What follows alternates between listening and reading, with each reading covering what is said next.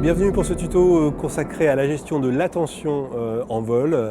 Alors ça, c'est vraiment une compétence importante et que tous les pilotes doivent acquérir parce que beaucoup d'accidents, je n'ai pas de chiffres précis à vous donner, mais beaucoup d'accidents sont dus à des défauts dans la gestion de l'attention en vol. Le cas le plus classique et le plus connu, c'est le cas des longs vols où un pilote va se poser alors que ses batteries sont vraiment déchargées, qu'il est vraiment déjà fatigué.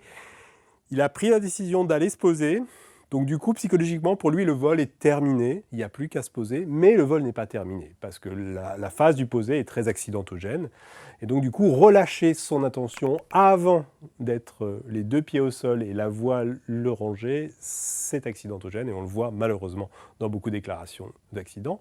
Autre cas de figure, c'est au décollage, et ça concerne spécifiquement les pilotes qui sont un peu stressés au décollage, qui ne font pas beaucoup de gonflage. Et pour certains de ces pilotes, il y a vraiment un pic de stress important au moment même du décollage. Et une fois qu'ils sont en l'air, certains se relâchent complètement par soulagement. Le stress est passé, mais le moment où ils viennent de se mettre en l'air, ils sont encore proches du relief. Et c'est aussi un moment identifié comme accidentogène dans la pratique du vol libre. Donc ces deux cas de figure d'accident type sont aggravés par un relâchement de l'attention à des moments critiques. Alors, la première chose importante sur cette gestion de l'attention en vol, c'est de bien comprendre qu'on ne peut pas être tout le temps à fond en termes d'attention. Spécialement pour les très longs vols, on n'a pas les capacités cognitives à être à 100% d'attention tout le temps. Donc du coup, une compétence à acquérir, c'est d'apprendre à détecter les moments où on peut se relâcher, parce qu'on est haut, parce que tout va bien, et inversement, d'être bien conscient des moments auxquels il ne faut pas se relâcher. On a parlé du décollage et de l'atterrissage, par exemple.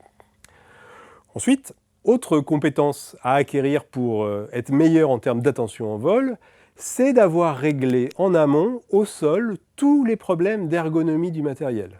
Et ça, chacun le sait bien, on a tous eu des vols qui sont gâchés ou de l'attention qui est prise en vol par des histoires de matériel mal foutu, d'accélérateurs qu'on n'arrive pas à attraper, alors il faut lâcher les commandes, et la même chose pour parler en radio, et les gants qui sont trop fins, alors on a froid aux mains, et notre attention est focalisée là-dessus et pas sur notre vol. Donc tous ces problèmes d'ergonomie du matériel et de réglage, on peut les régler au sol, il faut les régler au sol, parce que c'est autant de choses qui ne distraient pas pendant le vol. La plupart du temps, ce n'est pas un problème d'être distrait en vol, mais si la distraction arrive dans un moment critique, là, à ce moment-là, c'est accidentogène. Le fait de s'hydrater et de manger, spécialement sur les longs vols, c'est aussi quelque chose qui aide à maintenir son attention. Si votre corps est déshydraté ou si vous êtes en hypoglycémie, votre cerveau ne va pas très bien et ce n'est pas très bon pour vos capacités d'attention. Donc de la même façon, ce n'est pas une très bonne idée d'aller voler quand on est préoccupé par des soucis personnels ou professionnels, parce qu'il y a fort à parier que ces préoccupations viennent polluer votre vol et viennent affecter votre attention en vol.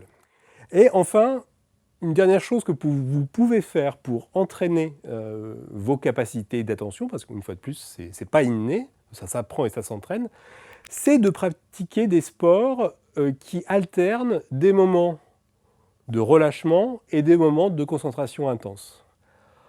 Tous les sports de raquettes, par exemple, sont comme ça. On alterne un moment de relâchement entre les points, où il faut savoir se relâcher, et puis il faut savoir se reconcentrer à l'extrême au moment du point. D'accord ? C'est pareil pour le volley, c'est pareil pour le golf. Vous avez toute une série de sports qui sont très bons pour faire travailler cette capacité de savoir relâcher son attention au bon moment et savoir se reconcentrer à un autre. Ok, donc en conclusion, gérer l'attention en vol, ça fait vraiment partie des compétences que tout pilote doit acquérir, quelle que soit sa pratique. C'est une compétence de tronc commun. Donc ça vaut vraiment le coup de prendre conscience de ces problèmes-là et de s'y entraîner.